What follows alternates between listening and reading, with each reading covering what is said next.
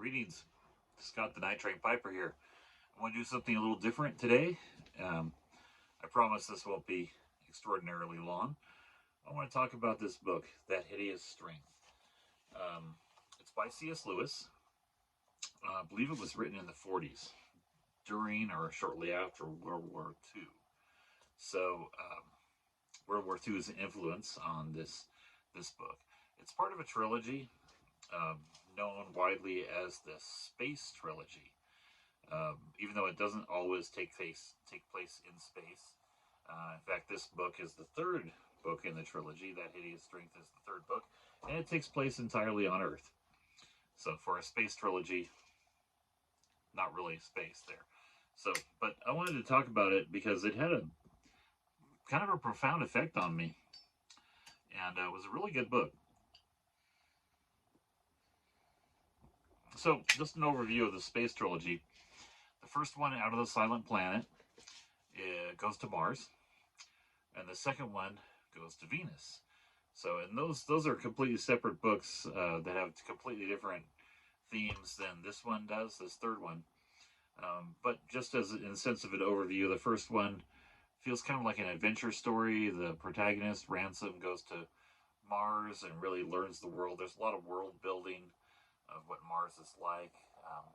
All these different creatures that are there, and you kind of learn about the cosmology, and it sets up the rest of the space trilogy. The second one takes more of a deep dive into a planet that is just beginning. It's just starting out, and Ransom goes there, and he's right at the beginning. The first creatures, he meets them.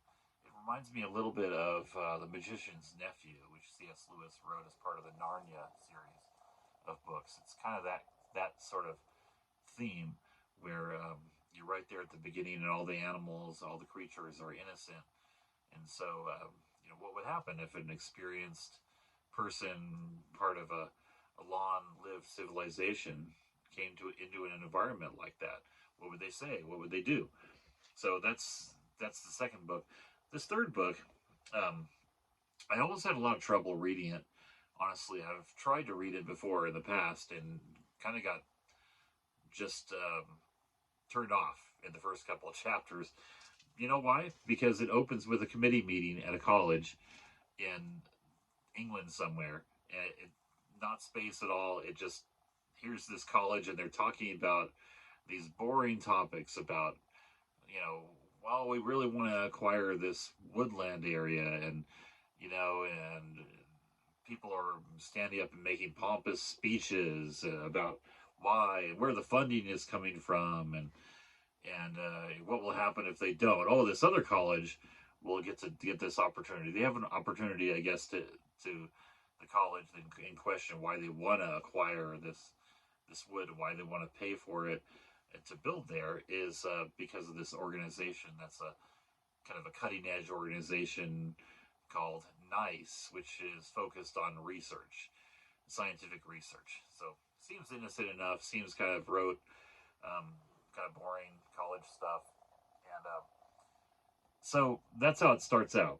This book is a slow burn, though, and at the beginning, even though it starts like that, you start to realize that this scientific organization, over time, you start to realize that they actually have these sort of really insidious motives, even though they don't see them as insidious.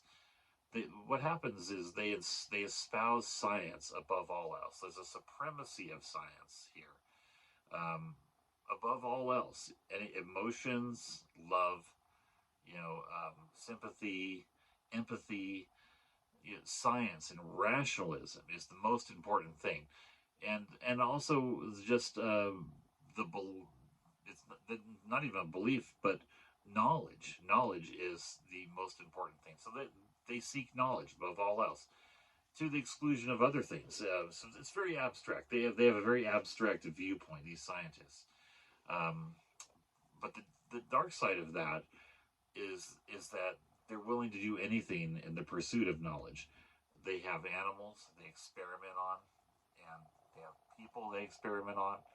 Um, and their goals are to try to create the perfect person, the perfect perfection of humanity, which to them means having everyone be rational, kind of like a machine.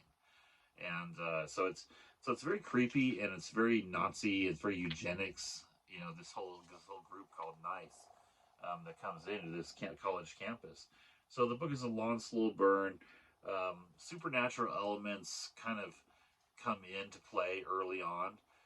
You get a woman that sees visions that are actual real things that are happening, but she doesn't understand it, and she's actually sought after by the scientists because they believe that she will help them find this ancient being who turns out to be Merlin, and who is buried alive and still is alive in the woods somewhere. So they want to find this guy because they think he's a focal point of power in the woods.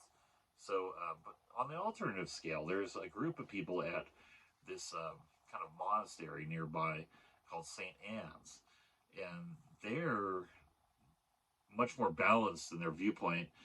They don't dismiss science, but they also recognize all the other things: the beauty of life, the importance of empathy, the importance of helping other people, of things that would would not be necessarily the most logical thing to do, not the most self-centered thing to do, but something that helps other people. That they really recognize animals too as being companions, or the aesthetic value of them, the value of animals to both just be companions like a dog would be. So they appreciate the animals, and they would never sacrifice them or experiment on them or anything like that.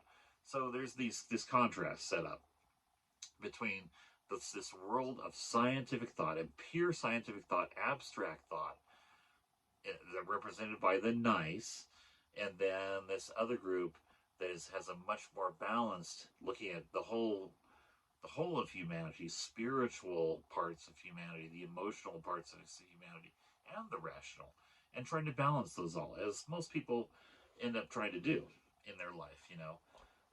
So that's kind of the contrast that's set up in this book. So over time, um, we find out that there is an actual Merlin buried in the woods, and he gets discovered. For a while, both sides are trying to find him. The guys at St. Anne end up finding him. The other guys think they found him, but they found a homeless person, and they thought he was Merlin. So um, it's kind of funny. C.S. Lewis, he was an academic, of course, very much so, and so I think a lot of this book is him taking a very critical look at academia and the dangers of this sort of abstract thinking that can take over in academia. Honestly, this book is very relevant to today. Uh, I'm sure everyone listening to this video knows about certain things in culture that are based on science, supposedly, and they kind of take over, and they become like almost like the law, and you're not allowed to be skeptical of them because it's science. It's science, and you can't criticize it because it's science. You can't come in there with emotions or say, well, this is unfair to this and this group, or this isn't looking at the opposing view. Well, why would we look at the opposing view? It's science, and science is superior to everything. So it's very much relevant to today. This book, the way it looks at things, and it's a long read. It gets kind of bogged down in language, as C.S. Lewis sometimes will do. The way he writes things is a lot of times a little convoluted, but the book is worth reading. The journey is worth taking because of where it goes, and in the end, the science guys just completely fall apart. They get basically taken over. This is where the supernatural comes in. They get taken over and subsumed by the gods of C.S. Lewis's cosmos. They actually come in and just kind of create this confounding um, sort of anti-rationalistic thing that happens as all these scientists are meeting. They find that they cannot understand each other all of a sudden. They can't make themselves understood. They're speaking basically in nonsense sentences. That's the first way. And then the animals that they're experimenting on all break out and they actually kill the scientists. And then the whole place gets completely, you know, just falls into the earth. Basically, a crack opens up and it all falls into the earth. So it gets pretty darn apocalyptic for these guys, these scientist guys. But on the way to there, you know, these guys, in addition to the experimenting on animals, they've cut off a guy's head and they've made it's alive. They're keeping it alive because they think that's perfect. They're cutting the head off from the heart. It's very symbolic of the rationalism I was talking about in the abstraction. So, you know, this book has a lot of really kind of complicated topics and a lot of symbolism. So it's a difficult book. Um, it, it's just amazing though when it comes down to it. The group at St. Anne's, interestingly, has a skeptic among them, a guy who's skeptical of everything, basically. He's skeptical of the St. Anne's people. He's skeptical of Nice, and that's why he's there, because he wanted someplace to be. But one of the things that the concept that I wanted to just read this sentence here: science, when it becomes absolute, turns into totalitarianism. And that's something we need to remember today. I work in a scientific field. I'm a biologist. So I go out and I study the natural world. It's part of my job. Um, but we have to be really careful to always keep in mind the human side. Keep in mind things like property rights, in my opinion. Keep in mind things like the economy, how decisions affect people, you know, and what are the policies that we want to espouse? Are they unfair? Do they create circumstances where people aren't getting justice? You know, and we're putting things like animals above people. Are we putting? Sometimes that's appropriate. Sometimes it's not. You know, we have to keep this balance between the rationalism and the humanity that we have, and the love for the natural world. Balance that with sort of the need to be a steward of the natural world. So I think it makes all those points and more. I wanted to read just a short little excerpt from the book. This is the part I talked about where kind of things are coming to an end for the Nice. I thought this was interesting. So this is at the end of a banquet that they're having, and all the animals have broken in, and things are chaotic. They can't speak properly. At last the door gave. Both wings gave. The passage, framed in the doorway, was dark. Out of the darkness there came a gray, snaky something. It swayed in the air, then began methodically to break off the splintered wood on each side and make the doorway clear. Then Mark saw distinctly how it swooped down, curled itself around a man. Steel, he thought, but everyone looked different now, and lifted him bodily high off the floor. After that, monstrous, improbable, the huge shape of the elephant thrust its way into the room, its eyes enigmatic, its ears standing stiffly out like devil's wings on each side of its head.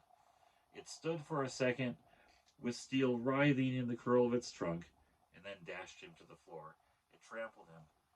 After it raised head and trunk against and brayed horribly, then it plunged straight forward into the room, trumpeting, continuously trampling like a girl treading grapes, heavily and soon, weakly, trampling in a path of blood and bones, wetly trampling, I meant.